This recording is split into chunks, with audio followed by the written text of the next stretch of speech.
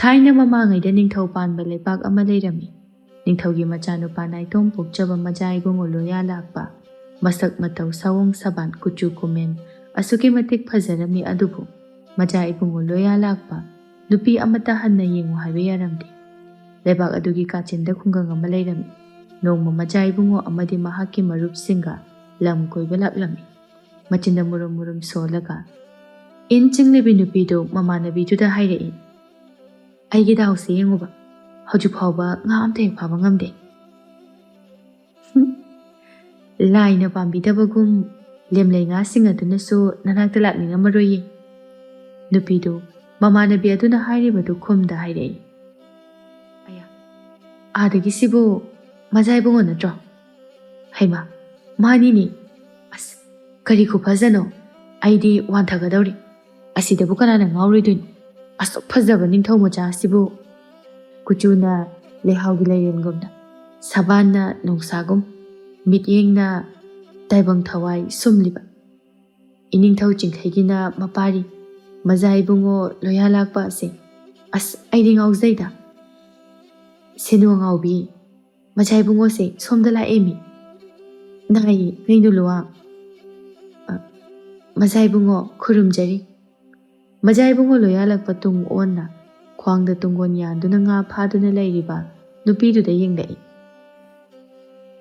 ꯑꯩ ꯂꯥꯛꯑꯦ ꯈꯪꯅ ꯈꯪꯅ ꯊꯑꯣꯏ ꯎꯁꯤꯠꯇꯅ ꯇꯨꯡ ꯑꯣꯟꯁꯤꯟꯗꯨꯅ ꯂꯦꯞꯂꯤꯕꯤ ꯅꯨꯄꯤ, ꯅꯍꯥꯛ ꯗꯟꯗꯤ ꯐꯪꯒꯅꯤ ꯈꯪꯗꯕ꯭ꯔꯥ? ꯈꯣꯟꯖꯥꯎ ꯑꯗꯨꯗ ꯈꯪꯄ꯭ꯔꯦꯛ ꯈꯪꯅ ꯌꯦꯡꯊꯣꯔꯛꯏ ꯅꯨꯄꯤꯗꯨ ꯀꯤꯅ ꯃꯃꯥꯏ ꯂꯨꯞꯊꯔꯒ, "ꯃꯆꯥ ꯏꯕꯨꯡꯉꯣ, ꯅꯅꯥꯏꯕꯨ ꯂꯣꯏꯕ ꯂꯩꯃꯥꯕ, ꯈꯨꯃꯟ ꯅꯤꯡꯉꯣꯜ ꯑꯩꯍꯥꯛꯅ ꯈꯨꯔꯨꯝꯖꯔꯤ꯫ ꯅꯅꯥꯏ ꯑꯩꯅ ꯃꯆꯥ ꯏꯕꯨꯡꯉꯣ ꯂꯥꯛꯄ ꯁꯍꯨꯝ ꯐꯪꯍꯧꯗꯕꯅ ꯅꯅꯥꯏ ꯑꯩꯒꯤ ꯑꯁꯣꯏꯕꯅꯤ꯫ ꯑꯁꯣꯏꯕ ꯌꯥꯎꯈ꯭ꯔꯕꯁꯨ ꯑꯩꯕꯨ ꯉꯥꯛꯄꯤꯔꯝꯃꯨ"꯫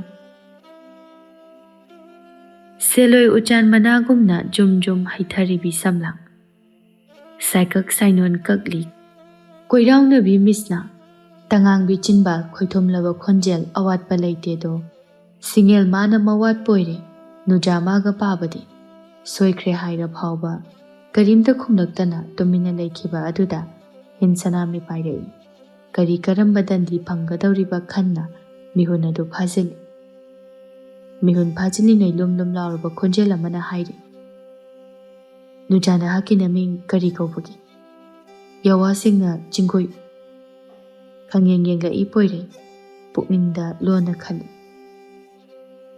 ꯅꯨꯄꯤ ꯑꯃꯇ ꯍꯟꯅ ꯌꯦꯡꯗ꯭ꯔꯤ, ꯉꯁꯤ ꯏꯊꯥ ꯊꯥꯖꯗꯅ ꯈꯨꯂꯣꯏ ꯃꯤꯡꯂꯦꯟ ꯍꯪꯂꯤꯕꯁꯤꯕꯨ ꯄꯥꯝꯂꯤꯕ ꯀꯥꯏꯗꯨꯔꯅꯤ? ꯐꯖꯕꯗ ꯉꯥꯎꯕ ꯑꯣꯏꯊꯧꯔꯗꯅ ꯃꯆꯥ ꯏꯕꯨꯡꯉꯣꯒ ꯆꯥꯏꯅꯤ꯫ ꯍꯤꯟꯁꯅꯥ ꯀꯧꯖꯩ ꯃꯆꯥ ꯏꯕꯨꯡꯉꯣ꯫ ꯅꯤꯡꯉꯣꯜ ꯈꯨꯠꯃꯛꯅ ꯐꯥꯕ ꯉꯥ ꯑꯁꯤ ꯑꯩ ꯄꯨꯖꯈ꯭ꯔꯒꯦ ꯍꯥꯏꯕꯕꯨ ꯄꯥꯏꯃ ꯋꯥꯔꯧꯕꯤꯕ ꯂꯩꯒꯗ꯭ꯔꯥ? ꯍꯥꯏꯍꯩꯗꯤ ꯃꯆꯥ ꯏꯕꯨꯡꯉꯣ, ꯅꯅꯥꯏ ꯇꯣꯜꯂꯕꯤ ꯑꯩꯍꯥꯛꯅ ꯐꯥꯕ ꯂꯦꯝꯂꯩꯁꯤꯡ ꯑꯁꯦ ꯃꯆꯥ ꯏꯕꯨꯡꯉꯣꯗ ꯁꯤꯟꯅꯖꯕ ꯏꯇꯤꯛ ꯏꯄꯥ ꯅꯠꯆꯗꯦ, ꯅꯅꯥꯏꯕꯨ ꯉꯥꯛꯄꯤꯌꯨ"꯫ ꯃꯃꯥꯟꯅꯕ ꯄꯣꯏꯔꯩꯅ ꯍꯥꯏꯔꯛꯏ, "ꯃꯆꯥ ꯏꯕꯨꯡꯉꯣ, ꯀꯣꯔꯧꯁꯨ ꯅꯔꯥꯜ ꯋꯥꯏꯔꯛꯂꯦ, ꯀꯣꯅꯨꯡ ꯃꯥꯏꯀꯩ ꯄꯥꯡꯂꯁꯤꯗꯣ꯫ ꯅꯨꯖꯥ ꯅꯪꯕꯨ ꯑꯅꯝ ꯀꯟ, ꯀꯔꯤꯒꯤ ꯑꯗꯨꯛ ꯍꯟꯊꯅ ꯅꯁꯥꯅ ꯅꯁꯥꯕꯨ ꯎꯔꯤꯕꯅꯣ? ꯅꯈꯣꯏ ꯑꯩꯈꯣꯏ ꯃꯤꯑꯣꯏꯕ ꯑꯃꯇꯅꯤ, ꯑꯗꯨꯕꯨ ꯑꯋꯥꯡ ꯑꯅꯦꯝ ꯍꯥꯏꯕ ꯑꯁꯤꯅ ꯄꯜ ꯑꯣꯏꯈ꯭ꯔ ꯃꯥꯜꯂꯦ꯫ ꯐꯔꯦ, ꯃꯁꯤꯅ ꯃꯁꯤ ꯑꯣꯏꯈ꯭ꯔꯁꯅꯨ꯫ ꯎꯃꯪ ꯂꯥꯏ ꯍꯔꯥꯎꯕ ꯉꯁꯤ ꯅꯤꯅꯤꯅꯤ, ꯑꯩꯁꯨ ꯂꯥꯛꯀꯅꯤ꯫ ꯅꯨꯖꯥ ꯅꯪꯅ ꯄꯥꯈꯪꯉꯩꯕꯨ ꯉꯥꯏꯔꯝꯃꯨ꯫ ꯅꯤꯡꯉꯣꯜ ꯊꯃꯣꯏ ꯏꯐꯝꯗ ꯁꯤꯟꯅꯕꯤꯌꯨ ꯍꯥꯏꯕꯕꯨ ꯌꯥꯀꯥꯏꯕ ꯊꯦꯡꯈ꯭ꯔꯕ꯭ꯔꯥ? ꯃꯆꯥ ꯏꯕꯨꯡꯉꯣ, ꯅꯨꯔꯥ ꯅꯪꯕꯨ ꯑꯍꯥꯟꯕ ꯎꯔꯨꯕ ꯃꯤꯀꯨꯞ ꯊꯃꯣꯏ ꯃꯥꯒꯤ ꯄꯥꯎꯈꯨꯝ ꯉꯥꯏꯗ ꯈꯣꯏꯗꯥꯔꯨꯕꯅ ꯍꯥꯜꯂꯨꯔꯦ꯫ ꯊꯃꯣꯏ ꯃꯥꯕꯨ ꯃꯄꯨ ꯄꯥꯟꯕꯤꯔꯕ꯭ꯔꯥ?" ꯇꯞꯅ ꯂꯣꯌꯥ ꯂꯥꯛꯄ ꯁꯒꯣꯜ ꯑꯗꯨꯗꯒꯤ ꯀꯨꯝꯊꯔꯛꯇꯨꯅ ꯅꯨꯄꯤ ꯑꯗꯨꯒꯤ ꯃꯅꯥꯛꯇ ꯆꯪꯁꯤꯜꯂꯛꯏ꯫ ꯃꯅꯥꯛ ꯌꯧꯔꯕꯗꯇ ꯅꯨꯄꯤ ꯑꯗꯨꯒꯤ ꯁꯥꯏꯅꯣꯟ ꯅꯥꯝꯃ ꯅꯥꯞꯄꯗ ꯇꯞꯅ ꯍꯨꯒꯠꯂꯤ꯫ ꯇꯧꯔꯛꯂꯤꯕ ꯃꯇꯧ ꯑꯗꯨꯗ ꯅꯨꯄꯤ ꯑꯗꯨ ꯏꯄꯥ ꯄꯥꯈꯠꯅ ꯌꯦꯡꯈꯠꯂꯛꯏ꯫ ꯇꯒꯨꯞ ꯇꯒꯨꯞ ꯃꯤꯆꯥꯟꯅꯔꯣꯏ ꯃꯥꯒꯤ ꯄꯥꯈꯨꯝ ꯄꯤꯌꯨ ꯍꯥꯏꯕꯒꯨꯝꯅ ꯌꯦꯡꯂꯛꯏ꯫ ꯅꯨꯄꯤꯗꯨ ꯂꯩꯇꯦ ꯍꯥꯏꯕꯒꯨꯝ ꯃꯀꯣꯛ ꯅꯥꯛ ꯌꯦꯠ ꯍꯥꯟ ꯑꯃꯨꯛꯇꯪ ꯃꯔꯧ ꯂꯩꯅ ꯅꯣꯛꯂꯝꯃꯤ, ꯑꯗꯨꯒ ꯍꯥꯏꯔꯛꯏ, "ꯄꯥꯈꯪ ꯊꯃꯣꯏ ꯃꯤꯅꯝꯒꯤ ꯈꯟꯒꯅꯨ, ꯅꯊꯃꯣꯏꯗ ꯁꯦꯡ, ꯃꯄꯣꯛ ꯈꯨꯗꯤꯡ ꯅꯪꯒꯤꯗ ꯑꯣꯏꯅ ꯄꯣꯛꯂꯝꯈꯤ"꯫ ꯑꯁꯤ ꯍꯥꯏꯗꯨꯅ ꯂꯥꯡꯒꯣꯏ ꯁꯌꯥꯡ ꯊꯛꯇ ꯀꯥꯈꯠꯈꯤꯗꯨꯅ ꯍꯩ ꯍꯥꯏꯅ ꯑꯃꯨꯛꯇꯪ ꯂꯥꯎꯔꯝꯂꯒ ꯈꯨꯔꯛ ꯌꯥꯡꯕ ꯃꯈꯩ ꯁꯒꯣꯜ ꯑꯗꯨ ꯊꯧꯗꯨꯅ ꯆꯠꯈ꯭ꯔꯦ꯫ ꯋꯥꯍꯩ ꯋꯥꯇꯥꯅ ꯊꯃꯣꯏ ꯁꯨꯝꯈ꯭ꯔꯕꯣꯏ ꯇꯞꯅ ꯃꯣꯃꯣꯟ ꯇꯧꯔꯛꯏ ꯅꯨꯄꯤꯗꯨ, ꯑꯗꯨꯕꯨ ꯑꯃꯨꯛꯁꯨ ꯃꯤꯄꯥꯏꯔꯛꯏ꯫ ꯃꯖꯥ ꯏꯕꯨꯡꯉꯣ ꯃꯍꯥꯛꯀ ꯇꯣꯜꯂꯕꯤ ꯑꯩꯒ ꯀꯔꯝꯅ ꯄꯨꯟꯁꯤ ꯂꯩꯄꯨꯟ ꯁꯦꯝꯒꯗꯕꯅꯣ ꯍꯥꯏꯅ꯫ ꯂꯥꯏꯕꯛ ꯐꯩꯗꯀꯣ ꯍꯦꯟꯁꯅꯥ, ꯁꯅꯥꯅꯦ ꯁꯅꯥ, ꯁꯅꯥꯅ ꯁꯅꯥ ꯐꯪꯗꯅ ꯀꯔꯤ ꯐꯪꯗꯣꯏꯅꯣ? ꯑꯁꯤ ꯍꯥꯏꯔꯒ ꯈꯣꯏꯅꯧ ꯃꯇꯥ ꯑꯍꯨꯝꯗꯨ ꯄꯨꯟꯅ ꯅꯣꯛꯏ꯫ ꯍꯣꯔꯦꯟꯗꯤ ꯃꯆꯨꯝ ꯇꯥꯈꯩ ꯀꯦꯊꯔꯒ ꯅꯤꯡꯊꯧ ꯃꯆꯥ ꯉꯥꯎꯍꯟꯒꯗꯕꯅꯤ꯫ ꯋꯥꯔꯤ ꯁꯥꯟꯅ ꯁꯥꯟꯅ ꯂꯥꯛꯂꯤ ꯅꯨꯄꯤ ꯑꯍꯨꯝꯗꯨ ꯊꯣꯡꯒꯥꯜ ꯊꯣꯡꯒꯥꯜ ꯌꯧꯅꯗꯨꯅ ꯃꯌꯨꯝ ꯃꯌꯨꯝꯗ ꯆꯪꯅꯔꯛꯂꯤ꯫ ꯍꯦꯟꯁꯅꯥꯁꯨ ꯃꯃꯥ ꯏꯕꯦꯝꯃꯗꯨ ꯃꯄꯥꯟꯗ ꯂꯩꯔꯝꯃꯤ꯫ ꯏꯆꯥ ꯍꯜꯂꯛꯑꯦꯗꯅ? ꯍꯜꯂꯛꯑꯦ ꯏꯃꯥ꯫ ꯉꯁꯤꯗꯤ ꯌꯥꯝꯅ ꯂꯛꯇ꯭ꯔꯤ, ꯌꯣꯟꯗꯕꯤꯗ ꯆꯥꯔꯁꯦ꯫ ꯑꯗꯣ ꯏꯃꯥ, ꯍꯣꯔꯦꯟꯅ ꯆꯥ ꯎꯃꯪ ꯂꯥꯏ ꯍꯔꯥꯎꯕ ꯆꯠꯆꯔꯨꯒꯦ, ꯏꯃꯥꯟꯅꯕꯤꯁꯤꯡꯒ ꯖꯒꯣꯏ ꯁꯥꯕ ꯌꯥꯎꯔꯨꯒꯦ, ꯌꯥꯒꯗ꯭ꯔꯥ? ꯁꯥꯔꯨꯆꯣ ꯁꯥꯔꯨꯆꯣ, ꯏꯆꯥꯁꯤꯗꯤ ꯏꯃꯥꯒ ꯄꯨꯟꯅ ꯍꯦꯛ ꯆꯠꯂꯒ ꯂꯣꯏꯔꯦ꯫ ꯀꯌꯥꯗꯤ ꯀꯨꯏꯔꯦ ꯏꯆꯥꯅ ꯖꯒꯣꯏ ꯁꯥꯕ ꯌꯥꯎ ꯍꯥꯏꯕ ꯌꯥꯔꯛꯇ꯭ꯔꯤꯕꯁꯦ꯫ ꯍꯣꯏ ꯏꯃꯥ, ꯂꯨꯋꯥꯡꯒ ꯁꯤꯅꯨꯒꯁꯨ ꯌꯥꯎꯒꯗꯣꯏꯅꯤ꯫ ꯃꯈꯣꯏ ꯑꯅꯤꯒ ꯆꯠꯃꯤꯟꯅꯈ꯭ꯔꯁꯦ꯫ ꯑꯗꯣ ꯏꯃꯥ, ꯑꯩ ꯈꯣꯡꯈꯨꯠ ꯑꯝꯇ ꯍꯥꯝꯃꯨꯒꯦ꯫ ꯍꯣ ꯆꯪꯉꯣ ꯆꯪꯉꯣ, ꯏꯃꯥꯅꯅꯦ ꯏꯁꯤꯡ ꯀꯟꯗꯨꯅ ꯊꯝꯕꯤꯔꯝꯃꯕꯅꯤ꯫ ꯇꯨꯡꯒꯣꯟꯁꯤꯡ ꯑꯗꯨ ꯊꯅꯝꯗꯨꯅ ꯃꯅꯤꯡꯂꯣꯝꯗ ꯂꯥꯛꯏ꯫ ꯐꯤꯔꯣꯜ ꯍꯣꯡꯗꯣꯛꯇꯨꯅ ꯃꯁꯥ ꯃꯔꯨ ꯁꯦꯡꯗꯣꯛꯄ ꯂꯣꯏꯔꯦ꯫ ꯑꯃꯨꯛ ꯆꯪꯂꯛꯇꯨꯅ ꯐꯥꯔꯛꯂꯤꯕ ꯂꯦꯝꯂꯩ ꯉꯥꯁꯤꯡ ꯑꯗꯨ ꯐꯖꯅ ꯍꯩꯗꯣꯛꯇꯨꯅ ꯆꯥꯝꯅꯅꯕ ꯃꯅꯤꯡꯂꯣꯝꯗ ꯄꯨꯊꯣꯔꯛꯏ꯫ ꯆꯤꯛꯂꯥꯅ ꯀꯣꯏꯄꯥꯏ ꯄꯥꯏ, ꯀꯨ ꯀꯨ ꯍꯥꯏꯗꯨꯅ ꯅꯨꯡꯁꯤꯅꯁꯨ ꯈꯣꯡꯂꯤ꯫ ꯆꯤꯛꯂꯥꯅ ꯀꯨ ꯀꯨ ꯍꯥꯏꯅ ꯈꯣꯡꯕ ꯃꯈꯣꯜ ꯇꯥꯔꯒ ꯃꯥꯁꯨ ꯇꯨꯃꯤꯟ ꯌꯦꯡꯗꯨꯅ ꯈꯜꯂꯤ꯫ ꯀꯣꯀꯤꯜ ꯀꯧꯕꯤ ꯏꯇꯥꯋꯣ, ꯅꯨꯡꯁꯤ ꯃꯄꯥꯎꯕꯨ ꯄꯨꯔꯛꯄꯔꯅꯦ? ꯍꯥꯗ ꯆꯤꯛꯂꯥꯋꯣ ꯅꯨꯡꯁꯤꯕꯤ, ꯅꯤꯡꯉꯣꯜ ꯊꯃꯣꯏꯅ ꯑꯋꯥ ꯃꯩꯁꯥ ꯂꯥꯡꯕꯁꯦ ꯎꯔꯕꯗꯤ ꯄꯣꯝꯕꯤꯅ ꯄꯥꯎ ꯁꯦꯡꯂꯨꯒꯕ꯫ ꯇꯞꯅ ꯏꯔꯛꯏ ꯄꯨꯟꯁꯤ ꯋꯥꯔꯤ ꯂꯦꯞꯄ ꯅꯥꯏꯗꯅ ꯇꯥꯏꯕꯪꯒꯤ ꯈꯣꯔꯖꯩꯅ꯫ ꯂꯣꯏꯁꯤꯟꯕ ꯍꯧꯔꯤ꯫ ꯁꯒꯣꯜ ꯁꯥꯕ ꯌꯥꯎꯅꯕꯒꯤꯗꯃꯛꯇ ꯁꯦꯠꯂꯤ ꯊꯝꯕꯥꯜ ꯂꯩꯅꯥꯗ ꯃꯌꯦꯛ ꯅꯥꯏꯕꯤ ꯐꯅꯦꯛ, ꯂꯤꯠꯂꯤ ꯑꯉꯧꯕ ꯐꯨꯔꯤꯠ, ꯏꯜꯂꯤ ꯍꯩꯅꯧ ꯑꯃꯨꯟꯕ ꯃꯆꯨꯅ ꯃꯄꯥꯟ ꯍꯛꯄ ꯔꯥꯅꯤ ꯐꯤ꯫ ꯂꯩꯍꯥꯎ ꯂꯩꯔꯦꯅ ꯅꯥꯞꯄꯗ ꯇꯥꯡꯖꯕ ꯑꯗꯨꯗꯤ ꯀꯌꯥꯒꯤ ꯃꯇꯤꯛ ꯅꯤꯡꯊꯤꯖꯔꯤꯕ꯫ ꯍꯦꯟꯁꯅꯥ ꯂꯣꯏꯁꯤꯟꯕ ꯂꯣꯏꯔꯗꯨꯅ ꯃꯃꯥꯟꯅꯕꯤꯁꯤꯡꯒ ꯄꯨꯟꯅ ꯂꯥꯛꯃꯤꯟꯅꯔꯝꯃꯤ꯫ ꯂꯣꯌꯥ ꯂꯥꯛꯄ ꯑꯃꯗꯤ ꯃꯇꯥꯎ ꯄꯣꯏꯔꯩ ꯂꯩꯔꯤꯕ ꯑꯗꯨ ꯁꯦꯅꯨꯅ ꯎꯔꯗꯨꯅ ꯍꯥꯏꯔꯛꯏ꯫ ꯍꯦꯟꯁꯅꯥ, ꯃꯖꯥ ꯏꯕꯨꯡꯉꯣꯗꯤ ꯁꯤꯗ ꯉꯥꯏꯗꯨꯅ ꯂꯩꯔꯤ꯫ ꯁꯦꯅꯨ, ꯑꯩꯕꯨ ꯀꯔꯝ ꯊꯣꯛꯂꯒꯕ?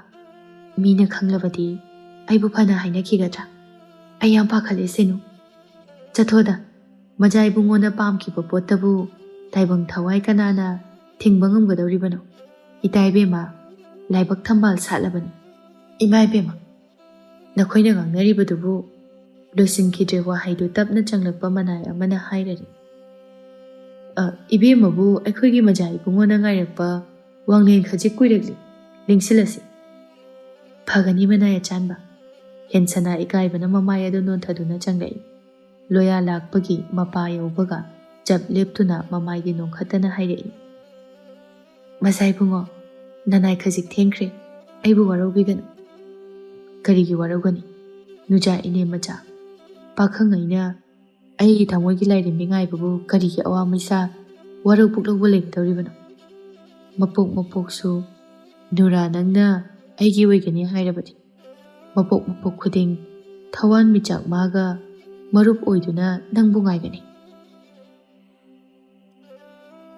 ꯑꯣꯏꯔ ꯃꯥꯜꯂꯦ ꯃꯖꯥ ꯏꯕꯨꯡꯉꯣ ꯂꯣꯌꯥ ꯂꯥꯛꯄꯒꯤ ꯊꯃꯣꯏ ꯂꯩꯀꯣꯜꯗ ꯑꯍꯥꯟꯕ ꯑꯣꯏꯅ ꯅꯥꯏꯇꯣꯝ ꯁꯥꯠꯂꯤꯕꯤ ꯂꯩꯔꯥꯡ ꯑꯍꯦꯟꯕꯤ ꯍꯥꯏꯕꯗꯣ꯫ ꯅꯅꯥꯏꯕꯨ ꯂꯣꯏꯕ ꯂꯩꯃꯥꯕ, ꯃꯖꯥ ꯏꯕꯨꯡꯉꯣ ꯈꯨꯃꯟ ꯅꯤꯡꯉꯣꯜ ꯍꯦꯟꯁꯅꯥꯒꯤꯅ ꯄꯂꯦꯝ ꯑꯩꯍꯥꯛꯅ ꯈꯨꯔꯨꯝꯖꯔꯤ꯫ ꯅꯅꯥꯏ ꯑꯩꯈꯣꯏꯗꯤ ꯇꯣꯜꯂꯕꯤꯅꯤ, ꯏꯅꯤꯡꯊꯧꯒꯤ ꯃꯃꯧ꯫ ꯃꯖꯥ ꯏꯕꯨꯡꯉꯣꯒꯤꯅ ꯇꯥꯂꯣꯏ ꯑꯣꯏꯕ ꯏꯇꯤꯛ ꯏꯄꯥ ꯅꯠꯆꯗꯦ꯫ ꯏꯁꯥꯗꯤ ꯌꯨꯝ ꯁꯪꯒꯥꯏ ꯀꯩꯔꯣꯜ ꯂꯩꯀꯥꯏ ꯂꯥꯟꯗꯕ, ꯂꯩꯕꯥꯛꯀꯤ ꯆꯠꯅꯕꯤ ꯀꯣꯅꯨꯡꯒꯤ ꯆꯠꯅꯕꯤ ꯈꯪꯖꯕ ꯅꯠꯆꯗꯦ꯫ ꯅꯅꯥꯏ ꯑꯩꯈꯣꯏꯅ ꯏꯅꯤꯡꯊꯧ ꯃꯖꯥ ꯏꯕꯨꯡꯉꯣ ꯈꯣꯏꯒ ꯈꯨꯠꯁꯝꯅꯗꯨꯅ ꯉꯥꯏꯁꯦꯟ ꯑꯣꯏꯅꯕ ꯂꯩꯕꯥꯛ ꯋꯥꯊꯣꯛ ꯑꯣꯏꯒꯅꯤ, ꯅꯤꯡꯊꯧꯒꯤ ꯃꯥꯏ ꯈꯨꯒꯅꯤ꯫ ꯊꯃꯣꯏꯒꯤ ꯑꯄꯥꯝꯕ ꯊꯤꯕꯕꯨ ꯑꯋꯥꯡ ꯑꯅꯦꯝ ꯅꯥꯏꯕ꯭ꯔꯥ ꯄꯂꯦꯝ ꯃꯥꯟꯕꯤ?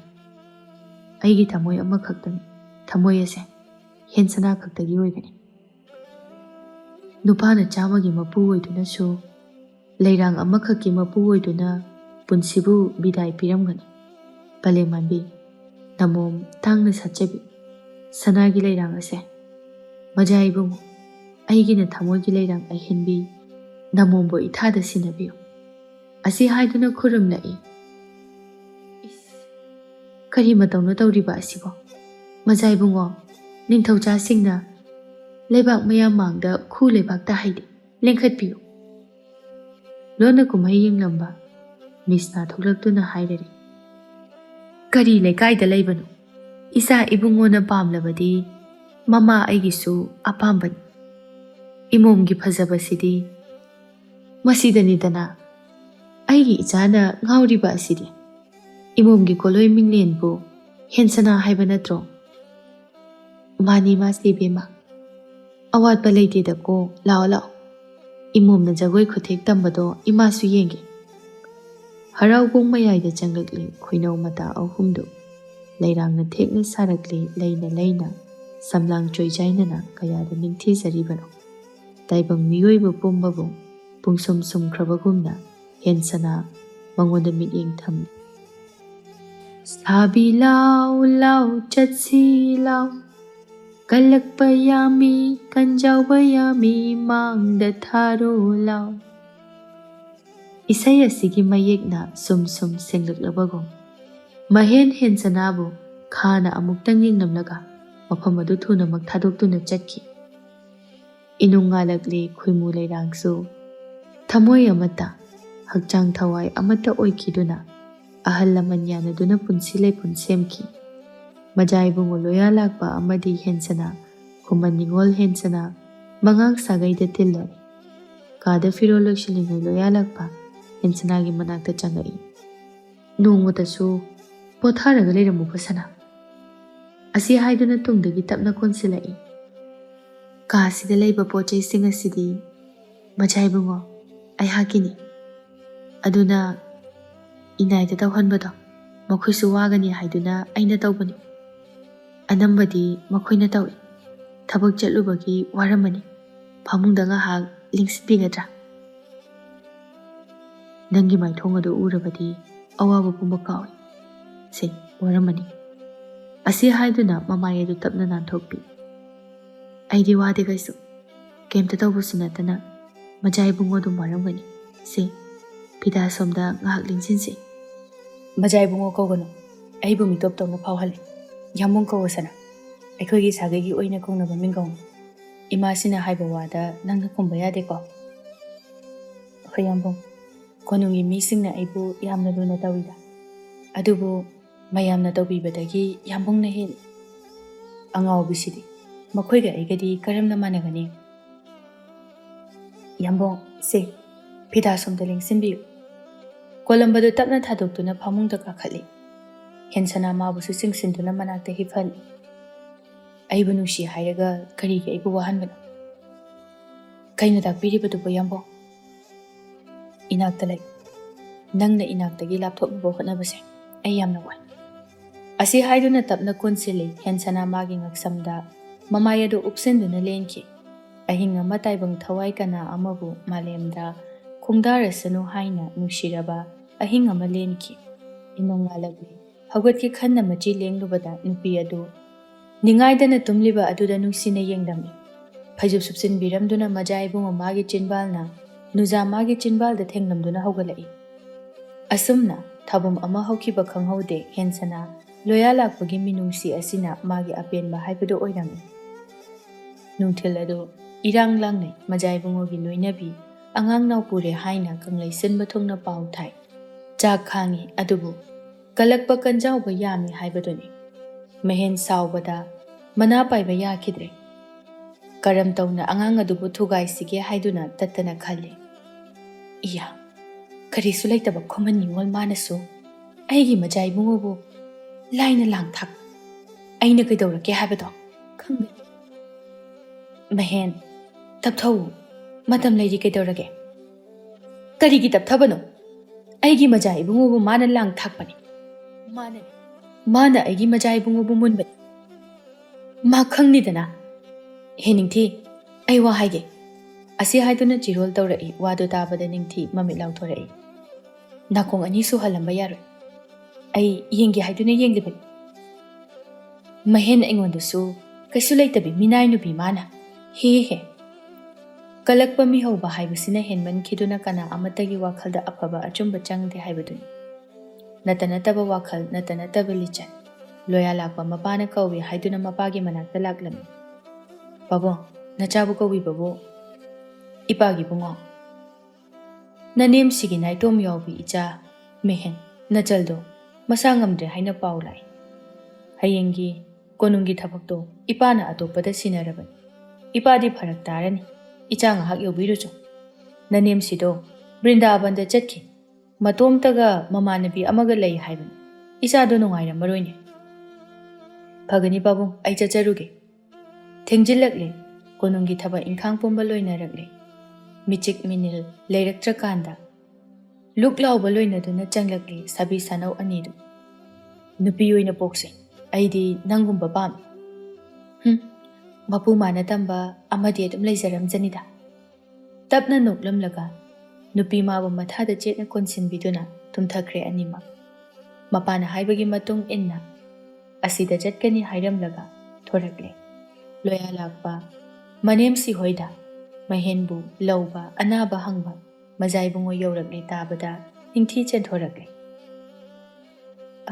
ꯃꯖꯥꯏꯕꯨꯡꯉꯣ ꯏꯇꯥꯗꯤ ꯉꯝꯗꯕ ꯍꯦꯟꯃꯟꯈꯤꯕꯅ ꯐꯃꯨꯡꯗ ꯌꯥꯇꯥꯗꯨꯅ ꯂꯩꯔꯤ ꯏꯇꯥꯒꯤ ꯀꯥꯗ ꯑꯣꯏꯅ ꯂꯤꯡꯁꯤꯜꯂꯁꯦ ꯋꯥ ꯃꯈꯥ ꯇꯥꯔꯝꯗ ꯇꯞꯅ ꯆꯪꯂꯛꯏ ꯉꯝꯃꯝꯃꯔꯣꯏ ꯈꯟꯗꯨꯅ ꯋꯥꯈꯜ ꯅꯣꯡꯐꯥꯏ ꯇꯧꯔꯝꯗ ꯀꯥ ꯑꯗꯨ ꯌꯧꯔꯛꯂꯦ ꯃꯖꯥꯏꯕꯨꯡꯉꯣꯅ ꯀꯥ ꯑꯗꯨ ꯍꯦꯛ ꯌꯧꯈꯤꯕꯒ ꯃꯄꯥꯟꯂꯣꯝꯗꯒꯤ ꯊꯣꯡ ꯂꯣꯟꯁꯤꯟꯈ꯭ꯔꯦ ꯃꯤ ꯑꯃꯅ ꯐꯠꯂꯣꯏ ꯍꯥꯏꯅ ꯐꯠꯇ꯭ꯔꯕꯗ ꯄꯨꯝꯅꯃꯛ ꯑꯗꯨ ꯎꯠꯍꯟꯕ ꯉꯝꯃꯤ ꯍꯥꯏꯕꯗꯨꯅꯤ ꯑꯃꯝꯕ ꯃꯔꯛ ꯑꯗꯨꯗ ꯃꯖꯥꯏꯕꯨꯡꯉꯣꯕꯨ ꯈꯪꯆꯤꯡ ꯆꯤꯡꯁꯤꯟꯗꯨꯅ ꯐꯃꯨꯡꯗ ꯍꯤꯞꯍꯟꯈ꯭ꯔꯦ ꯉꯥꯏꯍꯥꯛꯀꯤ ꯀꯂꯛꯄ ꯈꯝꯕꯟꯕꯅ ꯇꯨꯡꯒꯤ ꯀꯔꯤ ꯊꯣꯛꯂꯛꯀꯅꯤ ꯈꯟꯊꯗ ꯃꯦꯍꯦꯟ ꯏꯜꯂꯤꯕ ꯏꯅꯐꯤ ꯑꯗꯨ ꯃꯈꯥꯗ ꯊꯥꯗꯈꯤ ꯏꯀꯥꯏ ꯍꯪꯒꯣꯏ ꯂꯩꯇ ꯃꯖꯥꯏꯕꯨꯡꯉꯣ ꯇꯝꯅ ꯆꯪꯁꯤꯟꯈ꯭ꯔꯦ ꯇꯧꯔꯤꯕꯗꯣ ꯀꯔꯤꯅꯣ ꯈꯪꯂꯕ ꯃꯖꯥꯏꯕꯨꯡꯉꯣ ꯂꯣꯌꯥ ꯂꯥꯛꯄ ꯅꯨꯄꯤꯗꯣ ꯃꯅꯥꯛꯇ ꯈꯪꯆꯤꯡ ꯆꯤꯡꯁꯤꯜꯂꯦ ꯃꯌꯥ ꯀ꯭ꯔꯛ ꯀ꯭ꯔꯛ ꯆꯤꯛꯇꯨꯅ ꯍꯥꯏ ꯅꯨꯄꯤꯅ ꯑꯗꯨꯛ ꯏꯀꯥꯏ ꯈꯪꯗꯕ ꯃꯊꯣꯡ ꯍꯨꯛꯇꯕ ꯋꯥꯈꯜ ꯅꯨꯄꯤꯅ ꯈꯣꯏꯅ ꯐꯤꯖꯦꯠ ꯆꯛꯆꯥ ꯀꯥꯝꯕꯗꯒꯤ ꯊꯣꯛꯂꯛꯂꯣꯏꯗꯕ ꯊꯧꯗꯣꯛ ꯀꯌꯥ ꯊꯣꯛꯂꯤꯕ ꯅꯁꯥꯅ ꯅꯁꯥꯕꯨ ꯏꯀꯥꯏ ꯈꯨꯝꯅꯕ ꯃꯆꯦꯠ ꯑꯃ ꯐꯥꯎꯕ ꯄꯛꯇꯕ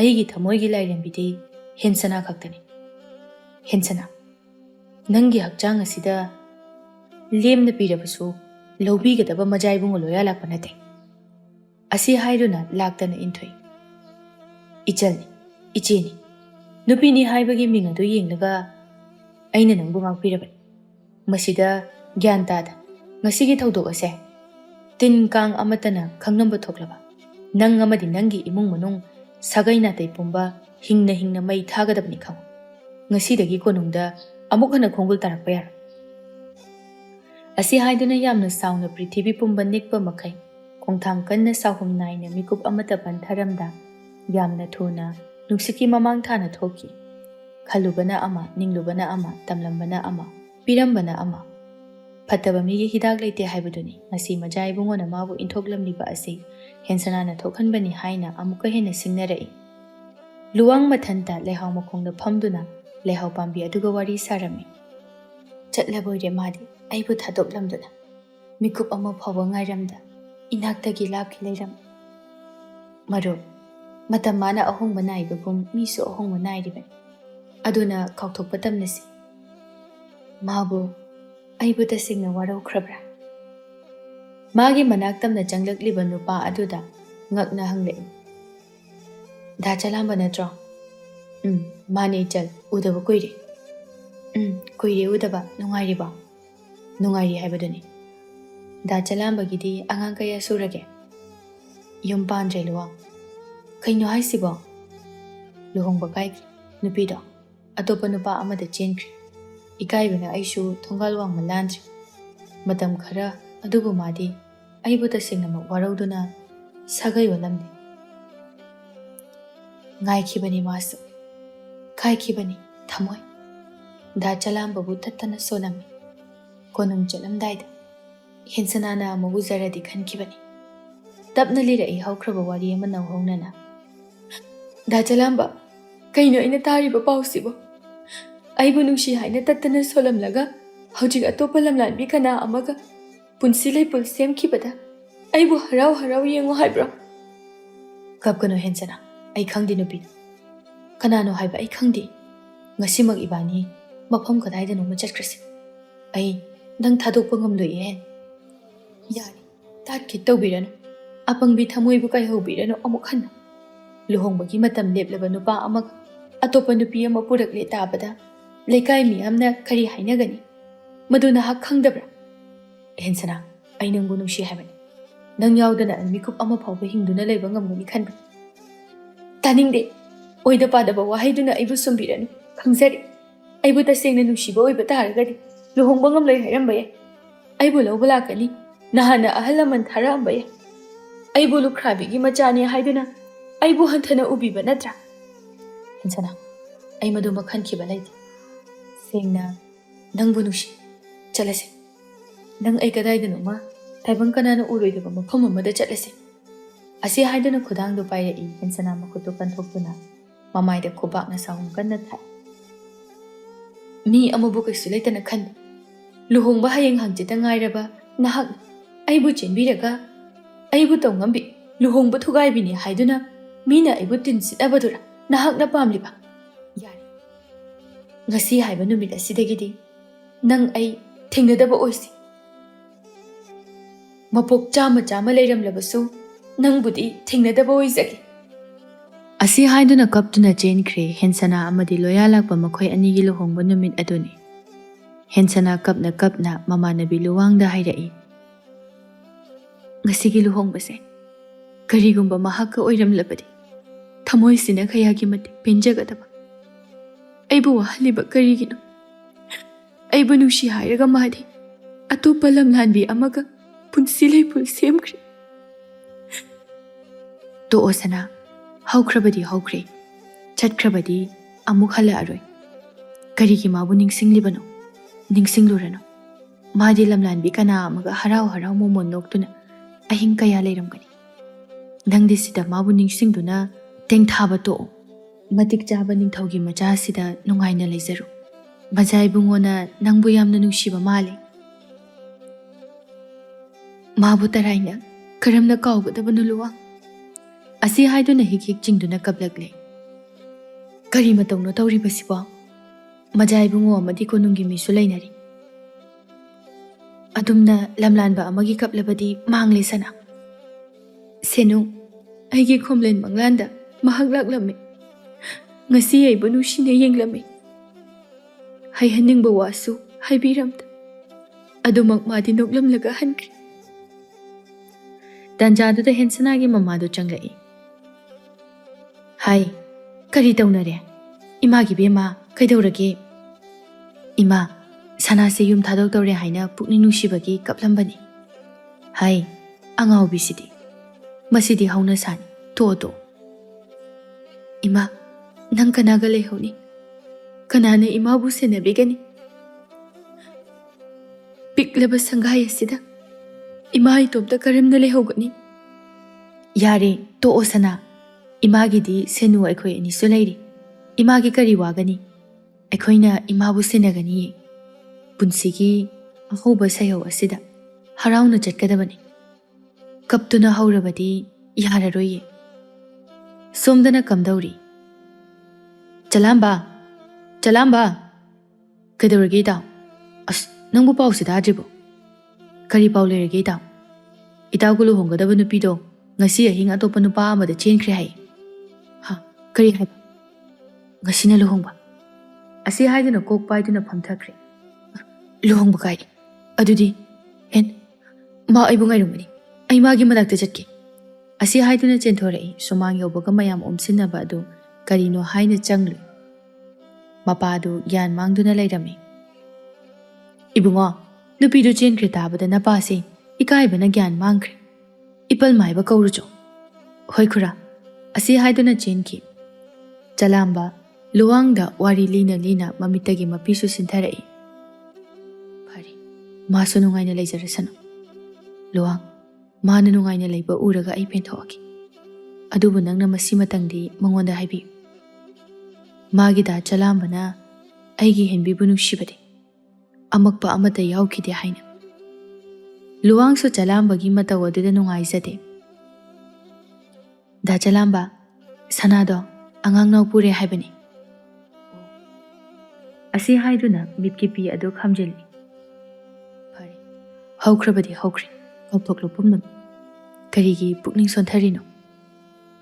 ꯗꯥ ꯆꯂꯥꯝꯕ, ꯂꯥꯏꯕꯛꯇ ꯇꯝꯂꯝꯗꯕꯒꯤꯅꯦ ꯍꯥꯏꯅ ꯈꯟꯇꯣꯛꯑꯣ꯫ ꯐꯔꯦ ꯂꯨꯋꯥꯡ, ꯑꯩꯁꯨ ꯍꯟꯅꯕ ꯇꯧꯔꯒꯦ꯫ ꯍꯣꯏ ꯍꯣꯏ꯫ ꯃꯇꯝ ꯀꯧꯕꯤ ꯃꯥꯗꯤ ꯀꯅꯥꯕꯨꯁꯨ ꯉꯥꯏꯗ ꯀꯅꯥꯕꯨꯁꯨ ꯍꯟꯅ ꯌꯦꯡꯗ ꯆꯠꯈꯤ ꯑꯗꯨꯃꯛ ꯅꯍꯥꯟꯒꯤ ꯊꯧꯗꯣꯛ ꯑꯗꯨꯗꯒꯤ ꯃꯦꯍꯦꯟ ꯀꯣꯅꯨꯡ ꯆꯠꯈꯤꯗ꯭ꯔꯦ꯫ ꯑꯗꯨꯕꯨ ꯐꯠꯇꯕ ꯃꯤꯍꯧꯕꯅ ꯂꯝꯖꯤꯡ ꯑꯣꯏꯈꯤꯕꯅ ꯏꯀꯥꯏꯕ ꯍꯪꯒꯣꯏꯕ ꯄꯜ ꯂꯥꯟꯈꯤꯕꯅꯤ꯫ ꯄꯥꯎ ꯑꯗꯨ ꯁꯦꯝꯖꯤꯟ ꯁꯥꯖꯤꯟꯗꯨꯅ ꯅꯤꯡꯊꯧꯒꯤ ꯃꯅꯥꯀꯣꯡ ꯌꯧꯈ꯭ꯔꯦ꯫ ꯏꯌꯥ, ꯑꯩꯒꯤ ꯏꯆꯥꯃꯛꯅ ꯑꯁꯨꯛ ꯇꯨꯀꯨꯠꯆꯕ ꯂꯝꯆꯠ! ꯍꯩ, ꯅꯈꯣꯏ ꯀꯅꯥ ꯂꯩ? ꯑꯣꯛꯇꯕ ꯅꯨꯄꯥ ꯑꯗꯨ ꯀꯧꯔꯛꯎ꯫ ꯐꯒꯅꯤ ꯅꯤꯡꯊꯧ꯫ ꯅꯤꯡꯊꯧꯒꯤ ꯋꯥ ꯑꯗꯨ ꯍꯤꯛꯇꯣꯛꯄ ꯌꯥꯗꯕꯅꯤꯅ ꯀꯤꯔꯕꯁꯨ ꯀꯤꯅ ꯄꯥꯎ ꯇꯝꯂꯨꯔꯦ꯫ ꯋꯥꯗꯨ ꯇꯥꯕꯗ ꯃꯖꯥꯏꯕꯨꯡ ꯃꯩ ꯍꯧꯈ꯭ꯔꯦ ꯑꯗꯨꯕꯨ ꯃꯄꯥꯒꯤ ꯌꯥꯊꯪ ꯂꯩꯕꯥꯛꯇ ꯇꯥꯐꯗꯦ ꯈꯟꯗꯨꯅ ꯂꯥꯛꯂꯦ꯫ ꯍꯩ, ꯅꯆꯜ ꯑꯅꯥꯕ ꯍꯪꯉꯨꯆꯣꯅ ꯊꯥꯈ꯭ꯔꯒ ꯀꯔꯤꯅꯣ? ꯅꯪꯅ ꯍꯦꯛ ꯅꯈꯥ ꯊꯥꯕ ꯅꯆꯜꯕꯨ ꯑꯗꯨꯛ ꯌꯥꯝꯅ ꯅꯨꯡꯁꯤ ꯍꯩꯇꯕ ꯁꯥꯖꯠ! ꯑꯩꯒꯤ ꯏꯆꯥꯃꯛꯅ ꯇꯧꯒꯦ ꯍꯥꯏꯕꯗ ꯉꯝ, ꯑꯗꯨꯕꯨ ꯂꯩꯕꯥꯛ ꯃꯤꯌꯥꯝꯅ ꯇꯤꯟ ꯁꯤꯠꯅꯅꯕ ꯅꯨꯄꯤ ꯑꯃꯒꯤ ꯅꯥꯄꯜꯕꯨ ꯅꯝꯊꯨꯕ! ꯄꯥꯕꯨꯡ, ꯑꯩ ꯀꯔꯤꯅꯣ ꯍꯥꯏꯕ ꯚꯥꯞ ꯇꯥꯖꯗ꯭ꯔꯦ꯫ ꯍꯩ, ꯑꯣꯛꯇꯕ, ꯈꯪꯅ ꯈꯪꯅ ꯂꯥꯟꯖꯗꯕ ꯁꯥꯗꯨꯅ ꯉꯥꯡꯂꯤꯕꯗꯨ ꯑꯩꯁꯦ ꯀꯅꯥꯅꯣ ꯀꯥꯎꯔꯕ꯭ꯔꯥ? ꯑꯄꯣꯛꯄ ꯑꯣꯏꯔꯕꯁꯨ ꯂꯩꯕꯥꯛ ꯑꯁꯤꯒꯤ ꯅꯤꯡꯊꯧꯅꯤ꯫ ꯏꯃꯥꯒꯤ ꯏꯕꯨꯡꯉꯣ, ꯅꯨꯃꯤꯠ ꯊꯥ ꯌꯦꯡꯕꯒꯨꯝꯅ ꯌꯦꯡꯂꯤꯕ ꯏꯆꯥꯅꯤ꯫ ꯏꯆꯥꯅ ꯀꯔꯤ ꯇꯧꯔꯤ ꯀꯔꯤ ꯇꯧꯗꯦ ꯍꯥꯏꯕ ꯏꯃꯥ ꯃꯨꯟꯅ ꯈꯪꯏ꯫ ꯏꯆꯥꯅ ꯂꯥꯜꯂꯤ ꯂꯥꯗꯦ ꯍꯥꯏꯕꯁꯨ ꯏꯃꯥ ꯈꯪꯏ꯫ ꯑꯗꯨꯕꯨ ꯏꯃꯥꯒꯤ ꯄꯥꯔꯤ, ꯏꯃꯥꯒꯤ ꯅꯥꯏꯇꯣꯝ ꯄꯣꯛꯆꯕ ꯇꯣꯝꯊꯤꯜ ꯃꯍꯦꯟ ꯀꯅꯥꯅꯣ ꯍꯥꯏꯕ ꯏꯃꯥꯅ ꯃꯨꯟꯅ ꯈꯪꯏ꯫ ꯑꯗꯨꯕꯨ ꯂꯩꯕꯥꯛ ꯃꯤꯌꯥꯝꯒꯤ ꯅꯥꯀꯣꯡ ꯌꯧꯈ꯭ꯔꯕ ꯋꯥꯕꯨ ꯀꯔꯝꯅ ꯃꯦꯟꯁꯤꯟꯒꯅꯤ? ꯅꯍꯥꯛ ꯏꯆꯥ ꯃꯍꯦꯟꯒ ꯂꯨꯍꯣꯡꯂꯨ꯫ ꯀꯩꯅꯣ ꯏꯃꯥꯅ ꯇꯥꯛꯄꯤꯔꯤꯕ ꯋꯥꯁꯤꯕꯣ? ꯂꯝꯀꯦꯠꯄꯤ, ꯏꯀꯥꯏ ꯈꯪꯗꯕꯤ! ꯋꯥꯗꯣ ꯂꯣꯏꯁꯤꯟꯈꯤꯗ꯭ꯔꯦ꯫ ꯏꯃꯥꯁꯦ, ꯋꯥ ꯃꯈꯥ ꯑꯃꯨꯛ ꯇꯥꯔꯅꯨ꯫ ꯑꯩ ꯃꯦꯍꯦꯟ ꯎꯅꯔꯨꯒꯦ꯫ ꯏꯃꯥꯒꯤ ꯏꯕꯨꯡꯉꯣ, ꯆꯠꯂꯣ ꯅꯪꯒꯤ ꯀꯥꯗ꯫ ꯏꯃꯥꯅ ꯍꯥꯏꯔꯤꯕꯁꯦ ꯊꯥꯖꯧ꯫ ꯍꯥꯏꯕ ꯌꯥꯗ꯭ꯔꯦ, ꯑꯗꯨꯅꯅꯦ ꯏꯆꯥꯅ ꯂꯥꯟꯗꯦ ꯑꯁꯨꯝꯅ ꯊꯣꯛꯈꯤꯕꯅꯤ ꯍꯥꯏꯗꯅ ꯃꯕꯨꯛꯅꯤꯡ ꯅꯆꯥ ꯑꯗꯣ ꯊꯦꯝꯖꯤꯟꯕꯤꯔꯨꯆꯣ꯫ ꯏꯆꯥꯗꯣ ꯉꯔꯥꯡꯁꯨ ꯉꯁꯤꯁꯨ ꯂꯨꯛ ꯂꯧꯈꯤꯗꯕꯅꯤ꯫ ꯆꯠꯂꯣ ꯆꯠꯂꯣ꯫ ꯅꯤꯡꯁꯤꯡꯂꯛꯏ ꯃꯥꯒꯤ ꯅꯤꯡꯉꯥꯏ ꯆꯥꯎꯕꯤ ꯋꯥꯔꯧ ꯆꯥꯎꯕꯤꯗꯨ ꯊꯨꯅꯃꯛ ꯃꯈꯣꯏ ꯑꯅꯤꯒꯤ ꯀꯥꯗ ꯂꯥꯛꯏ ꯑꯗꯨꯕꯨ ꯊꯣꯡꯗꯨ ꯂꯣꯟꯗꯨꯅ ꯂꯩꯔꯝꯂꯦ꯫ ꯃꯖꯥꯏꯕꯨꯡꯉꯣ, ꯂꯩꯃꯗꯣ ꯉꯁꯥꯏ ꯏꯅꯨꯡ ꯉꯥꯜꯂꯛꯄꯗꯒꯤ ꯃꯁꯥꯅ ꯄꯨꯔꯣꯟ ꯊꯥꯗꯨꯅ ꯂꯩꯈ꯭ꯔꯦ꯫ ꯋꯥꯗꯨ ꯇꯥꯕꯗ ꯂꯣꯌꯥ ꯂꯥꯛꯄ ꯊꯣꯡ ꯑꯗꯨꯗ ꯌꯦꯡꯂꯛꯏ ꯇꯞꯅ ꯆꯪꯁꯤꯜꯂꯛꯇꯨꯅ ꯌꯥꯝꯅ ꯅꯤꯛꯅ ꯀꯧꯔꯛꯏ꯫ ꯁꯅꯥ, ꯍꯦꯟ ꯁꯅꯥ, ꯌꯥꯝꯕꯨꯡꯒꯤ ꯍꯦꯟ, ꯅꯪꯕꯨ ꯌꯥꯝꯕꯨꯡꯅ ꯀꯧꯕꯁꯤ ꯇꯥꯕ꯭ꯔꯣ? ꯈꯨꯝꯂꯛꯇꯦ꯫ ꯍꯦꯟ, ꯌꯥꯝꯕꯨꯡ ꯂꯥꯟꯗꯤ, ꯊꯣꯡꯁꯤ ꯍꯥꯡꯉꯨ ꯁꯅꯥ꯫ ꯈꯨꯝꯂꯛꯇꯦ ꯑꯃꯨꯛꯁꯨ ꯑꯣꯏꯔꯔꯣꯏ ꯈꯪꯕꯅ ꯃꯖꯥ ꯏꯕꯨꯡꯉꯣ ꯃꯥꯒꯤ ꯍꯥꯟꯅ ꯂꯩꯔꯝꯕ ꯀꯥꯗꯨꯗ ꯆꯪꯁꯤꯜꯂꯛꯇꯨꯅ ꯂꯩꯈ꯭ꯔꯦ꯫ ꯃꯇꯝꯗꯤ ꯁꯨꯝ ꯁꯨꯝ ꯍꯧꯈꯤ꯫ ꯄ꯭ꯔꯖꯥ ꯃꯌꯥꯝꯒꯤ ꯏꯍꯧꯗꯒꯤ ꯃꯖꯥ ꯏꯕꯨꯡꯉꯣ ꯂꯣꯌꯥ ꯂꯥꯛꯄ ꯑꯃꯗꯤ ꯃꯦꯍꯦꯟ ꯂꯨꯍꯣꯡꯂꯦ ꯑꯗꯨꯕꯨ ꯃꯦꯍꯦꯟ ꯃꯖꯥ ꯏꯕꯨꯡꯉꯣꯒ ꯂꯩꯃꯤꯟꯅꯗꯦ꯫ ꯂꯨꯍꯣꯡꯕ ꯍꯌꯦꯡꯇꯃꯛ ꯉꯥꯏꯔꯦ ꯍꯥꯏꯕ ꯅꯨꯃꯤꯠ ꯑꯗꯨꯗ ꯋꯥꯁꯛꯈꯤꯕꯅꯤ꯫ ꯂꯥꯛꯂꯤꯕ ꯃꯧ ꯑꯁꯤ ꯃꯥꯒꯤ ꯃꯤꯅꯨꯡꯁꯤ ꯃꯆꯦꯠ ꯑꯃ ꯐꯥꯎꯕ ꯐꯪꯍꯜꯂꯣꯏ, ꯃꯤꯆꯤ ꯅꯥꯍꯟꯅ ꯐꯥꯎꯕ ꯌꯦꯡꯂꯣꯏ, ꯁꯨꯞꯅꯇꯒꯤ ꯇꯉꯥꯏ ꯐꯗꯅ ꯃꯥꯕꯨ ꯂꯨꯍꯣꯡꯕꯅꯤ ꯍꯥꯏꯅ꯫ ꯉꯁꯤꯗꯤ ꯁꯦꯅꯨ ꯑꯃꯗꯤ ꯂꯨꯋꯥꯡ ꯀꯣꯅꯨꯡꯗ ꯂꯥꯛꯂꯝꯃꯤ꯫ ꯃꯈꯣꯏ ꯑꯅꯤꯒꯤ ꯈꯣꯟꯖꯦꯜ ꯇꯥꯔꯕ ꯀꯥꯟꯗꯗ ꯄꯨꯔꯣꯟ ꯍꯥꯡꯈꯤꯕꯅꯤ꯫ ꯍꯦꯟꯁꯅꯥ ꯏꯕꯦꯝꯃ ꯂꯩꯃ ꯋꯥꯔꯤ ꯄꯨꯝꯕ ꯈꯪꯂꯕꯗ ꯏꯕꯦꯝꯃ ꯂꯩꯃ ꯃꯁꯥꯅ ꯃꯁꯥꯕꯨ ꯆꯩꯖꯔꯛꯏ꯫ ꯀꯔꯤꯒꯤ ꯄꯨꯔꯣꯟ ꯍꯥꯡꯗꯕꯅꯣ ꯃꯥ ꯂꯥꯟꯗꯦ ꯍꯥꯏꯅ ꯑꯗꯨꯕꯨ ꯍꯧꯈ꯭ꯔꯕꯗꯤ ꯍꯧꯈ꯭ꯔꯦ ꯇꯨꯃꯤꯟꯅ ꯂꯩꯊꯣꯛꯂꯦ꯫ ꯁꯣꯝꯗꯅ ꯃꯦꯍꯦꯟ ꯀꯣꯅꯨꯡ ꯑꯁꯤꯗ ꯂꯩꯔꯕꯗ ꯃꯥꯒꯤ ꯅꯥꯄꯜꯗꯤ ꯅꯣꯡꯃ ꯅꯣꯡꯃꯒꯤ ꯍꯦꯟꯒꯠꯂꯛꯏ꯫ ꯃꯅꯥꯛꯇ ꯂꯩꯔꯤꯕ ꯃꯅꯥꯏ ꯑꯃꯅ ꯍꯥꯏꯔꯛꯏ꯫ ꯑꯩꯈꯣꯏꯒꯤ ꯏꯕꯦꯝꯃ ꯂꯩꯃ ꯑꯁꯤꯗꯤ ꯀꯌꯥꯗ ꯅꯤꯡꯊꯤꯖꯔꯤꯕꯅꯣ, ꯁꯤꯡꯉꯦꯜ ꯀꯔꯤꯒꯕꯨ ꯄꯥꯔꯨꯅꯤ꯫ ꯃꯦꯍꯦꯟ ꯑꯩꯒꯤ ꯃꯥꯏꯊꯣꯡꯕꯨ ꯀꯔꯤꯒꯤ ꯅꯤꯡꯊꯤꯖꯔꯣꯏꯗꯒꯦ ꯑꯉꯥꯎꯕꯤ꯫ ꯑꯗꯨꯕꯨ ꯇꯞꯅ ꯃꯤꯡꯁꯦꯜꯗ ꯇꯥꯔꯤꯕ ꯃꯥꯒꯤ ꯁꯛꯇꯝ ꯑꯗꯨ ꯌꯦꯡꯖꯔꯛꯏ꯫ ꯃꯗꯨ ꯎꯕꯗ ꯍꯦꯟꯁꯅꯥ ꯅꯤꯡꯁꯤꯡꯂꯛꯏ꯫ ꯃꯥꯏꯊꯣꯡꯒꯤ ꯐꯖꯕꯗꯨ ꯃꯥꯕꯨ ꯍꯦꯟꯕ ꯂꯩꯇꯦ ꯍꯥꯏꯅ ꯃꯨꯛꯄꯤꯗꯨ ꯍꯦꯟꯁꯅꯥ ꯎꯕꯗ ꯑꯃꯨꯛ ꯑꯃꯨꯛ ꯃꯥꯒꯤ ꯅꯥꯄꯜ ꯇꯦꯛꯄꯒꯨꯝ ꯇꯧꯔꯤ꯫ ꯍꯥꯏ ꯏꯅꯥꯏ ꯑꯆꯥꯟꯕꯤ, ꯁꯅꯥ ꯏꯕꯦꯝꯃ ꯀꯔꯤ ꯇꯥꯛꯄꯤꯒꯗꯕ? ꯃꯅꯥꯏ ꯑꯗꯨꯒꯤ ꯃꯅꯥꯛꯇ ꯆꯪꯁꯤꯟꯗꯨꯅ ꯆꯤꯔꯣꯜ ꯇꯧꯔꯔꯦ꯫ ꯋꯥ ꯑꯗꯨ ꯇꯥꯕꯗ ꯃꯅꯥꯏ ꯑꯗꯨꯁꯨ ꯃꯍꯥ ꯐꯠꯇꯕ ꯃꯥꯟꯅꯕꯅ ꯍꯥꯏꯔꯛꯏ꯫ ꯇꯧꯊꯣꯛꯁꯨ ꯉꯥꯏꯗꯅ ꯁꯅꯥ ꯏꯕꯦꯝꯃ, ꯑꯩꯗꯤ ꯂꯩꯃ ꯑꯍꯟꯁꯦ ꯍꯩꯅꯖꯗꯦ꯫ ꯏꯪꯊ ꯅꯧꯊꯁꯅꯗꯅ ꯃꯖꯥ ꯏꯕꯨꯡꯉꯣꯒꯤ ꯃꯅꯥꯛꯇꯗꯤ ꯑꯗꯨꯅꯤ ꯃꯍꯥ ꯇꯧ ꯉꯝꯕꯤꯅꯤꯀꯣ꯫ ꯅꯣꯡꯃ ꯏꯊꯥ ꯊꯥꯖꯗꯅ ꯃꯦꯍꯦꯟ ꯍꯦꯟꯁꯅꯥꯒꯤ ꯃꯅꯥꯛꯇ ꯆꯪꯂꯛꯏ꯫ ꯏꯆꯦ ꯕꯦꯝꯃ, ꯇꯞꯅ ꯌꯦꯡꯂꯛꯏ ꯍꯦꯟ꯫ ꯁꯥꯎꯕꯗꯤ ꯁꯥꯎꯅꯤꯡꯂꯕꯅꯤ ꯑꯗꯨꯕꯨ ꯃꯄꯨꯔꯣꯏꯕꯒꯤ ꯑꯅꯤꯁꯨꯕ ꯅꯨꯄꯤꯅꯤ, ꯀꯣꯅꯨꯡ ꯑꯁꯤꯒꯤ ꯃꯤ ꯑꯣꯏꯔꯦ ꯈꯟꯗꯨꯅ ꯇꯞꯅ ꯍꯥꯏꯔꯛꯏ꯫ ꯀꯔꯤ ꯂꯩꯔꯒꯦ ꯃꯦꯍꯦꯟ? ꯏꯆꯦ ꯏꯁꯥ ꯋꯥꯏ ꯁꯪꯗꯦ ꯍꯥꯏꯕꯗꯨꯗ ꯏꯆꯦꯒꯤ ꯑꯋꯥꯠ ꯑꯄꯥ ꯅꯅꯥꯎꯁꯨ ꯌꯦꯡꯖꯕ ꯂꯥꯛꯆꯕꯅꯤ꯫ ꯑꯩꯒꯤꯗꯤ ꯑꯋꯥꯠ ꯑꯄꯥ ꯀꯩꯁꯨ ꯂꯩꯇ꯭ꯔꯦ ꯏꯕꯦꯝꯃ꯫ ꯊꯥꯁꯤꯇꯪ ꯁꯨꯔꯒ ꯂꯣꯏꯔꯦ꯫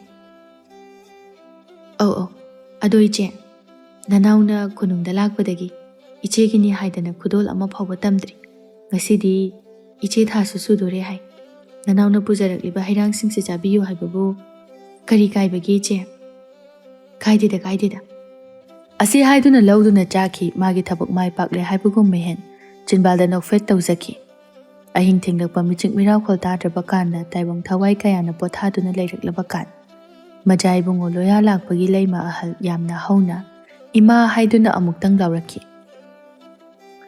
China aduna khudakta wanthakibani khudakta kaidawrage haina chinsinnarai konungi layeng naba leiba aduna kupna yengdaba matungda yamna thamoi kaina hairai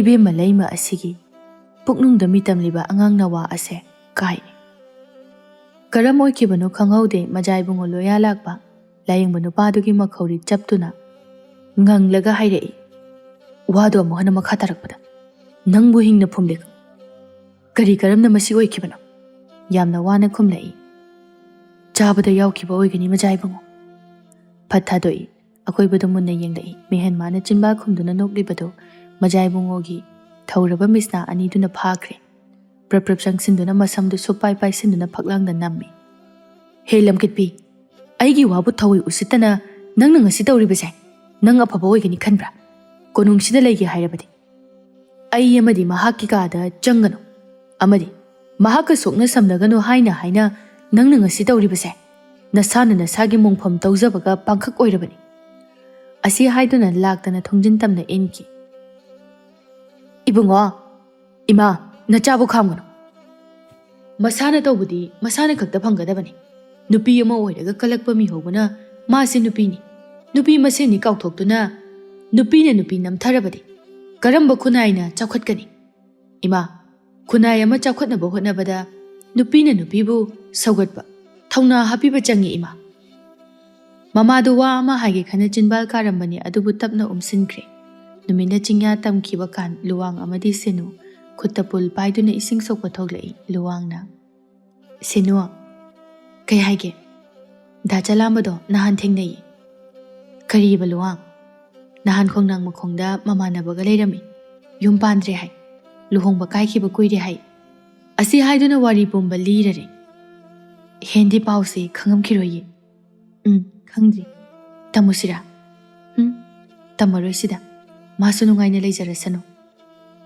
adubudi ado khanghanbedi phaidana masu waisangde masa haibani kona tamnasi nungai pa pause nate adubu senu hayu kedorage aibu ahenba thibi mamanabigi nushiba monbi taradra kaino haisibu luwang ai isa khangda da chalambase sengna nushiruri tumle chare chatle magi wakhalda angawbi haibado oiri masibu henna khanglaga aibu karini haina khankhini adubu tungdagi lumlum lawba khonjela duna kaurei luwang khangeng thorai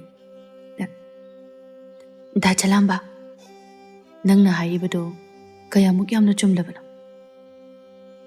tapna non thaki hayo luwang nangai bu nushibra nusi yam tentakna khomlai nangna ibu tasengna maki nushiba oiragadi panthung yawna chatminasi ai ahal tharaki da chalamba nahan nangna inakta laklamba numit adudagi aina nangbu ningjakhibani nuza nangbu oige haina khanna nanai ai tubat na tai lauzagi sabi sanau anisu thamoy amata oiramlabanina ahal laman tanaduna luhongnaba tawrasi chahisu yanaramaroi khangi hengidi kaimta warunu majai bungo su leiri sengna wari tamduna khanghalaga loiri ꯊꯃꯣꯏꯒ ꯊꯃꯣꯏꯒ ꯊꯃꯣꯏ ꯑꯃꯠꯇ ꯑꯣꯏ, ꯍꯛꯆꯥꯡꯒ ꯊꯋꯥꯏꯒ ꯊꯋꯥꯏ ꯍꯛꯆꯥꯡ ꯑꯃꯠꯇ ꯑꯣꯏ, ꯄꯨꯛꯅꯤꯡꯒ ꯋꯥꯈꯜꯒꯁꯨ ꯑꯃꯠꯇ ꯑꯣꯏꯈꯤꯗꯨꯅ ꯁꯥꯕꯤ ꯁꯥꯅꯧ ꯑꯅꯤꯗꯨ ꯅꯨꯡꯁꯤ ꯄꯟꯊꯨꯡ ꯌꯧꯈꯤ꯫ ꯊꯣꯠꯄꯗꯒꯤꯁꯨ ꯊꯣꯠꯂꯕ ꯂꯩꯔꯥꯡ ꯑꯍꯦꯟꯕꯤ, ꯃꯦꯡꯕꯗꯒꯤꯁꯨ ꯃꯦꯡꯂꯕ ꯆꯦꯛꯂꯥꯒꯤ ꯈꯣꯟꯖꯦꯜ꯫ ꯂꯨꯋꯥꯡꯒꯤ ꯃꯇꯥꯔꯣꯏ ꯍꯦꯟꯁꯅꯥ ꯎꯕꯗ ꯀꯧꯔꯛꯏ, "ꯁꯅꯥ, ꯂꯨꯋꯥꯡ, ꯀꯩꯝ ꯋꯥꯒꯅꯨ, ꯅꯨꯡꯉꯥꯏꯅ ꯄꯥꯟꯖꯔꯣ꯫ ꯌꯥꯝ ꯐꯕꯅꯤ, ꯃꯕꯨꯛꯆꯦꯜ ꯁꯦꯡꯕꯅꯤ꯫ ꯑꯗꯨꯕꯨ ꯂꯨꯋꯥꯡ, ꯅꯤꯡꯉꯥꯏ ꯌꯥꯝꯅ ꯀꯟꯕꯅꯤ ꯃꯥꯗꯣ." ꯁꯅꯥ ꯑꯁꯤ ꯍꯥꯏꯗꯨꯅ ꯍꯤꯛ ꯍꯤꯛ ꯆꯤꯡꯗꯨꯅ ꯀꯞꯂꯛꯏ꯫ ꯊꯃꯣꯏ ꯋꯥꯔꯛꯄ ꯉꯝꯗꯕꯤ ꯑꯣꯏꯔꯨꯕꯅ ꯉꯁꯤꯗꯤ ꯏꯇꯥꯒꯤ ꯅꯨꯡꯁꯤꯖꯔꯕ ꯀꯅꯥꯕꯨ ꯑꯩꯅ ꯃꯨꯜꯂꯤ꯫ ꯑꯩꯒꯨꯝꯕꯤ ꯃꯊꯥ ꯑꯃ ꯃꯄꯣꯛ ꯈꯨꯗꯤꯡꯗ ꯊꯦꯡꯅꯗꯕ ꯑꯣꯏꯖꯧꯀꯣ ꯏꯇꯥ꯫ ꯂꯨꯋꯥꯡ ꯍꯥꯏꯕꯤ ꯑꯉꯥꯎꯕꯤ, ꯀꯩꯅꯣ ꯅꯪꯅ ꯉꯥꯡꯉꯤꯕꯗꯣ? ꯑꯩꯒꯤꯗꯤ ꯃꯖꯥ ꯏꯕꯨꯡꯉꯣ ꯂꯩꯔꯤꯕꯁꯤꯗꯤ, ꯀꯞꯄꯅꯨꯁꯦ, ꯑꯩꯈꯣꯏꯁꯨ ꯍꯟꯅꯕ ꯇꯧꯔꯒꯦ꯫ ꯋꯥꯔꯤ ꯁꯥꯗꯣꯛ ꯁꯥꯖꯤꯟ ꯇꯧꯗꯨꯅ ꯍꯟꯅꯈ꯭ꯔꯦ ꯂꯨꯋꯥꯡ ꯑꯃꯗꯤ ꯁꯦꯅꯨ꯫ ꯍꯦꯟꯒꯤ ꯄꯥꯎ ꯈꯪꯗꯕꯅ ꯑꯃꯗꯤ ꯃꯁꯥ ꯃꯌꯦꯡ ꯇꯥꯔꯝꯕ ꯑꯗꯨꯗ ꯋꯥ ꯍꯪꯒꯦ ꯈꯟꯅ ꯊꯕꯛ ꯆꯤꯟꯃꯟꯈꯤꯕꯅ ꯏꯪꯅ ꯋꯥꯔꯤ ꯁꯥꯟꯅꯕ ꯐꯪꯈꯤꯗ꯭ꯔꯦ꯫ ꯊꯦꯡꯂꯛꯄꯗ ꯆꯪꯂꯛꯂꯦ ꯆꯂꯥꯝꯕꯗꯣ, ꯇꯞꯅ ꯍꯧꯒꯠꯇꯨꯅ ꯈꯨꯗꯩ ꯑꯗꯨ ꯄꯤꯔꯔꯦ꯫ "ꯈꯨꯗꯩꯁꯦ ꯍꯣꯡꯗꯣꯛꯄꯤꯔꯣ." ꯈꯨꯗꯩꯗꯨ ꯇꯞꯅ ꯂꯧꯗꯨꯅ ꯍꯣꯡꯂꯨꯔꯦ, ꯂꯣꯏꯔꯒ ꯃꯅꯥꯛꯇ ꯆꯪꯂꯛꯇꯨꯅ ꯐꯝꯂꯔꯦ꯫ ꯂꯨꯋꯥꯡ ꯇꯞꯅ ꯍꯧꯒꯠꯂꯛꯇꯨꯅ ꯆꯂꯥꯝꯕꯕꯨ ꯈꯨꯔꯨꯝꯂꯔꯦ꯫ "ꯑꯩꯕꯨ ꯃꯄꯣꯛ ꯈꯨꯗꯤꯡꯗ ꯅꯅꯥꯛꯇ ꯂꯩꯍꯟꯕꯤꯌꯨ." "ꯂꯩꯍꯟꯒꯦ." "ꯃꯄꯣꯛ ꯍꯥꯏꯕꯗꯨꯅ ꯂꯩꯔꯝꯂꯕꯗꯤ ꯅꯪꯕꯨ ꯑꯩꯅ ꯊꯤꯔꯛꯀꯅꯤ." ꯀꯅꯥ ꯑꯃꯒꯤꯅ ꯑꯅꯧꯕ ꯁꯩꯍꯧ ꯄꯨꯗꯨꯅ ꯂꯥꯛꯏ, ꯀꯅꯥ ꯑꯃꯒꯤꯅ ꯑꯔꯣꯏꯕ ꯃꯤꯀꯨꯞ ꯄꯨꯗꯨꯅ ꯂꯥꯛꯏ꯫ ꯆꯥꯕꯗ ꯊꯛꯄꯗ ꯃꯍꯩ ꯄꯣꯠꯌꯥꯟꯅ ꯅꯝꯈꯤꯕꯅ ꯏꯕꯦꯝꯃ ꯍꯦꯟꯁꯅꯥ ꯅꯣꯡꯃꯒꯤ ꯃꯁꯥ ꯁꯣꯟꯊꯔꯛꯂꯤ꯫ ꯃꯥꯏꯕ ꯃꯥꯏꯕꯤ ꯑꯐꯥꯎꯕ ꯂꯥꯌꯦꯡꯕꯁꯤꯡꯅ ꯀꯧꯗꯨꯅ ꯌꯦꯡꯍꯜꯂꯔꯤ꯫ ꯑꯗꯨꯕꯨ ꯀꯨꯏꯁꯤꯟꯈꯤꯕꯅ ꯐꯤꯕꯝ ꯂꯨꯁꯤꯜꯂꯛꯂꯤ꯫ ꯁꯣꯝꯗꯅ ꯃꯦꯍꯦꯟ ꯋꯥꯈꯜ ꯅꯨꯡꯉꯥꯏꯅ ꯏꯁꯩ ꯉꯪꯗꯨꯅ ꯂꯩ꯫ "ꯍꯣ ꯍꯣ ꯈꯣꯏꯃꯨ, ꯂꯝꯗꯟꯕ ꯈꯣꯏꯃꯨ, ꯀꯤꯖꯩ ꯑꯩꯗꯤ ꯀꯤꯖꯩꯅꯦ, ꯇꯅꯧꯔꯤꯕꯤ ꯇꯈꯦꯜꯂꯩ ꯅꯥꯆꯣꯝ." ꯑꯩꯈꯣꯏ ꯁꯅꯥ ꯏꯕꯦꯝꯃꯁꯤ ꯋꯥꯈꯜ ꯂꯣꯟꯊꯣꯛꯅ ꯅꯨꯡꯉꯥꯏꯈ꯭ꯔ ꯃꯥꯜꯂꯦꯗ꯫ ꯁꯤꯗꯒꯤ ꯍꯦꯟꯅ ꯅꯨꯡꯉꯥꯏꯕ ꯀꯔꯤ ꯂꯩꯔꯤꯒꯦ ꯑꯆꯥꯟꯕꯤ? ꯑꯩꯒꯤ ꯂꯥꯂꯣꯡꯅ ꯅꯣꯡꯃꯒꯤ ꯃꯥꯏ ꯁꯨꯝ ꯄꯥꯛꯂꯛꯏ꯫ ꯃꯦꯍꯦꯟ ꯑꯩꯅ ꯇꯧꯕ ꯊꯕꯛꯄꯨ ꯂꯦꯝꯅ ꯃꯥꯡꯉꯦ ꯍꯥꯏꯕ꯭ꯔꯣ? ꯃꯥꯅꯤ, ꯑꯗꯨꯕꯨ ꯏꯕꯦꯝꯃ, ꯀꯩꯗꯧꯔꯦ? ꯋꯥꯐꯝꯁꯦ ꯃꯖꯥ ꯏꯕꯨꯡꯉꯣꯅ ꯈꯪꯂꯒ ꯏꯕꯦꯝꯃꯕꯨ ꯀꯔꯤ ꯑꯣꯏꯒꯅꯤ?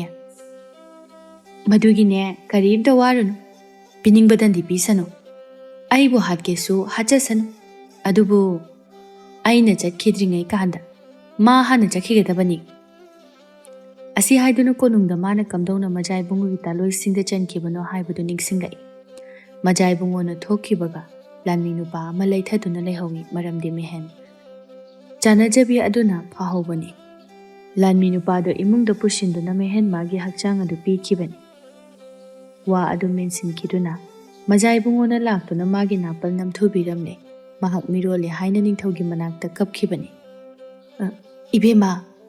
ꯈꯪꯕꯣꯏ ꯂꯥꯛꯄꯣꯏ ꯌꯦꯡꯊꯣꯔꯛꯏ, ꯇꯨꯡꯗ ꯌꯦꯡꯂꯨꯏ꯫ ꯃꯃꯥꯡꯒꯤ ꯂꯥꯟꯃꯤ ꯅꯨꯄꯥꯗꯨ ꯂꯦꯞꯇꯨꯅ ꯂꯩꯔꯝꯃꯤ꯫ ꯃꯅꯥꯏ ꯑꯆꯥꯟꯕꯤ ꯑꯗꯨꯗ ꯇꯣꯛꯂꯣ ꯍꯥꯏꯕꯒꯨꯝꯅ ꯌꯦꯡꯂꯛꯏ꯫ ꯇꯞꯅ ꯊꯣꯛꯈꯤ ꯃꯅꯥꯏ ꯑꯆꯥꯟꯕꯤꯗꯨ, ꯇꯞꯅ ꯆꯪꯂꯛꯂꯤ ꯅꯨꯄꯥꯗꯨ꯫ ꯀꯥꯗꯨ ꯊꯣꯡ ꯂꯣꯟꯁꯤꯟꯈ꯭ꯔꯦ꯫ ꯐꯃꯨꯡ ꯑꯗꯨꯗ ꯌꯥꯝꯅ ꯅꯛꯄꯗꯒꯤꯁꯨ ꯍꯦꯟꯅ ꯅꯛꯅ ꯐꯝꯃꯤꯟꯅꯩ꯫